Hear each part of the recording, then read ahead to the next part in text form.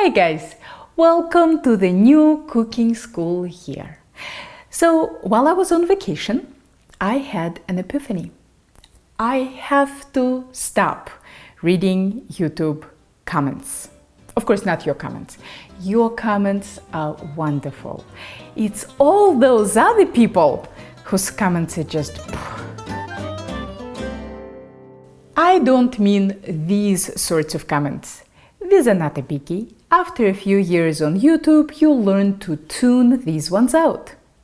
It's these sorts of comments that are really frustrating. I'll summarize for you. This guy feels that he has to correct everything I said in the video.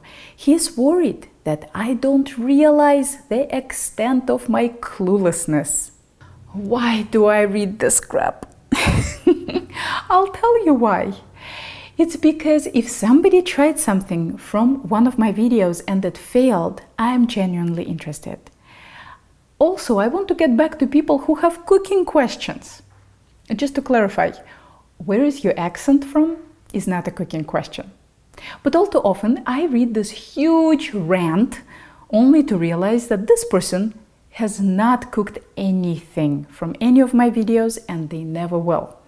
The only reason that they are so upset is because they do it differently. Yes, there is more than one way to skin a cat.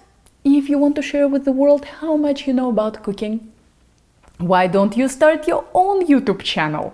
So reading 50 comments that waste my time to get to one comment that actually needs a reply has really been taking a toll on my sanity.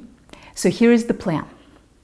If you have feedback for me because you cooked something from a video or you have a cooking question, start your comment with #RealComment.